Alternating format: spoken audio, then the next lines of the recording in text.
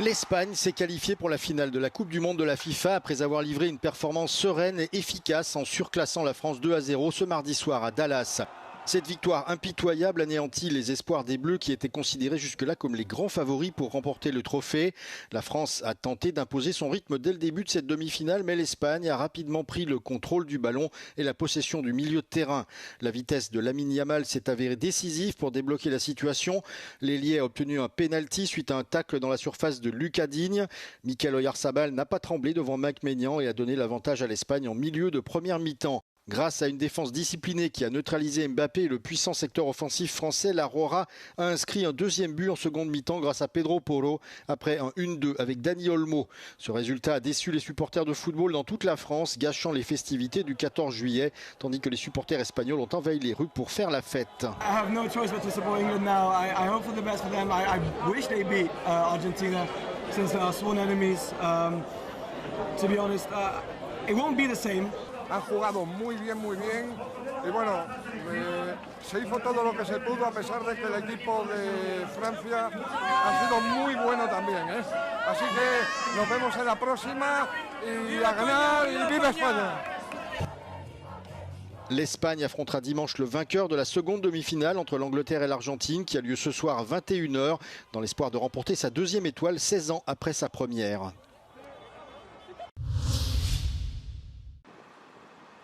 Les incendies qui ravagent la forêt de Fontainebleau sont fixés, annonce Pierre Horry, le préfet de Seine-et-Marne. Les deux feux ne sont pour autant pas éteints, précise le préfet, seulement bloqués dans leur périmètre. Les pompiers pourraient rester mobilisés pendant encore plusieurs jours, voire semaines pour les éteindre.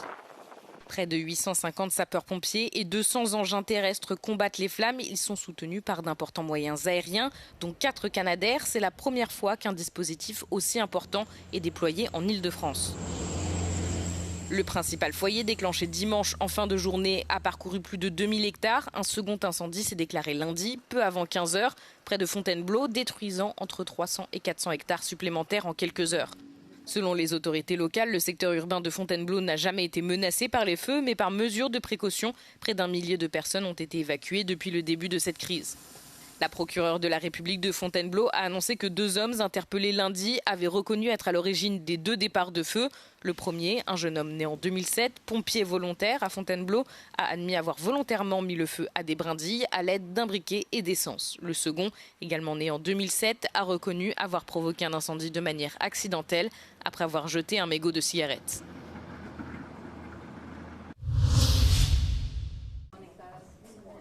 La candidature de l'Ukraine à l'adhésion à l'Union européenne franchit une nouvelle étape. Les ministres des Affaires étrangères approuvent officiellement l'ouverture du volet 6 des négociations. Ce chapitre porte sur les relations extérieures et est considéré comme un thème central dans le cadre des négociations d'adhésion à l'UE. For us, the opening of Cluster 6 is another a reminder of the meaning of a common foreign security policy and common foreign and security policy in the current world, and Russia always revenge and always try to shadow the good news on our accession with another shelling that happened last night as well with ballistic missiles, so that in the area of common foreign and security policy, unity is so important. Le volet 6 devrait également s'ouvrir pour la Moldavie, les parcours d'adhésion de ces 2 pays à l'UE étant liés. Jusqu'à présent, un seul autre volet avait été ouvert pour l'Ukraine et la Moldavie, le volet 1 qui couvre les principes fondamentaux et l'état de droit. La Commission européenne considère que ces 2 nations sont techniquement prêtes à ouvrir l'ensemble des chapitres, soit 6 au total, ce qui signifie que les prochaines étapes dépendent de l'avis des 27 gouvernements membres de l'Union. Une série de chapitres d'adhésion qui constituent des parties des groupes thématiques devrait également être clôturée pour le Monténégro et l'Albanie, pays de tête des Balkans occidentaux, lors de ce qui a été surnommé le Super Tuesday de l'adhésion.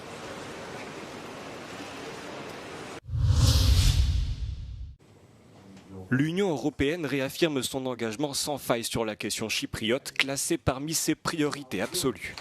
Lors d'une rencontre à Paris entre le président chypriote Nikos Christodoulides et la présidente de la Commission européenne Ursula von der Leyen, Bruxelles a confirmé son soutien total à la réunification de l'île. Ursula von der Leyen a souligné que la nomination de Raffaele Fitto au poste de représentant spécial constitue une preuve tangible de cet engagement. Nicosie considère particulièrement significative la convergence des vues sur le lien entre la question chypriote et le parcours européen de la Turquie. Sur ce sujet, la Commission partage la position du président Nikos Christodoulides. Aucun progrès significatif dans les relations UE-Turquie ne peut être réalisé sans avancée substantielle sur Chypre. Cette vision commune confirme la position de longue date de Bruxelles. L'avancement des relations avec Ankara est directement lié à l'évolution de la situation chypriote et au respect de l'acquis communautaire et des valeurs européennes. Enfin, les discussions ont également porté sur l'intégration de Chypre dans l'espace Schengen. Les deux parties reconnaissent que tous les préparatifs techniques sont terminés. La présidente Ursula von der Leyen a exprimé son soutien à une intégration pleine et entière du pays dans les meilleurs délais.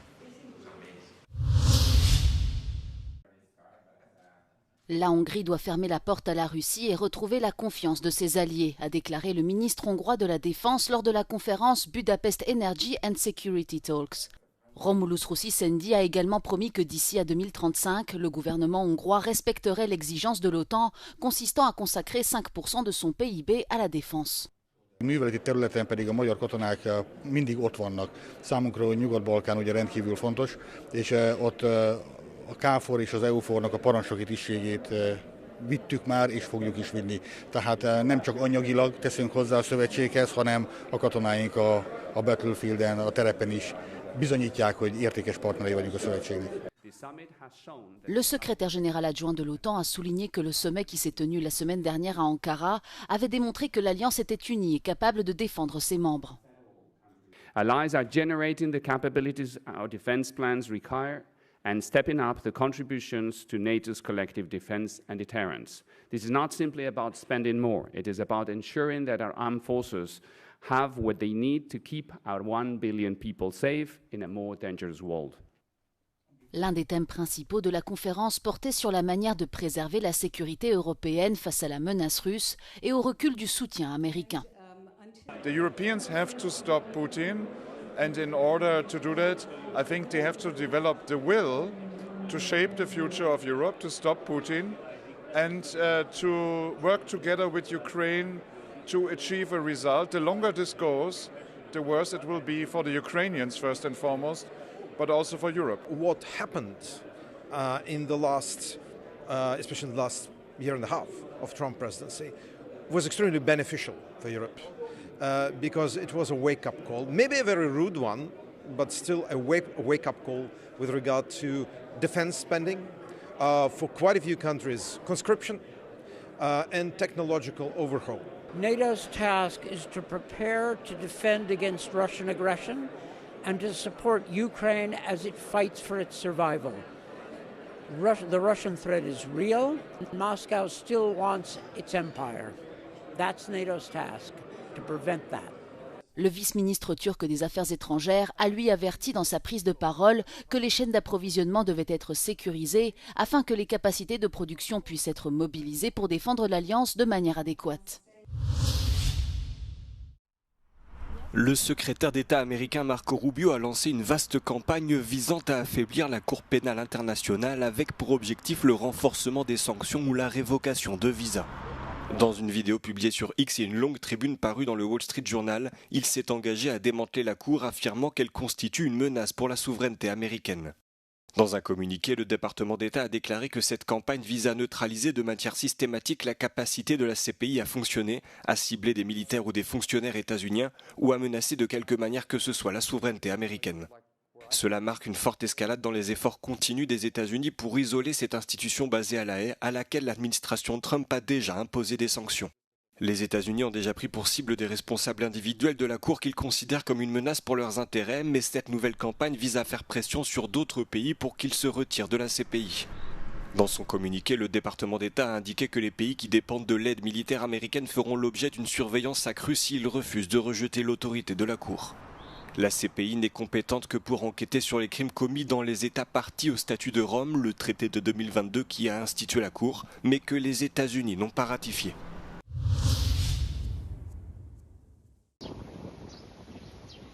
Le niveau du Danube a tellement baissé en Roumanie qu'il entrave désormais les transports et l'agriculture.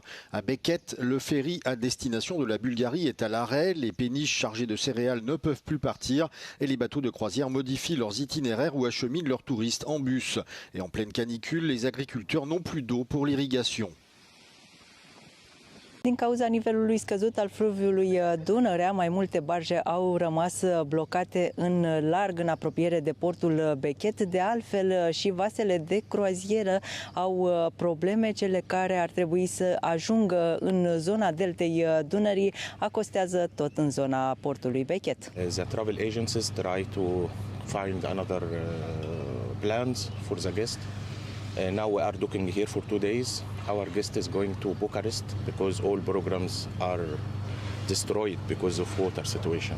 Le bateau a quitté Budapest, mais le faible niveau du Danube a contraint l'équipage à modifier son itinéraire dans plusieurs pays situés le long du fleuve. S-a oprit circulația pe Dunăre și nu se știe când își va reveni. Sunt vasele de croazieră care au în fiecare an pleacă din Occident și anul acesta au probleme grave, adică în consensul că nu pot să mă ajung la destinație. Ce manque d'eau affecte également le secteur agricole.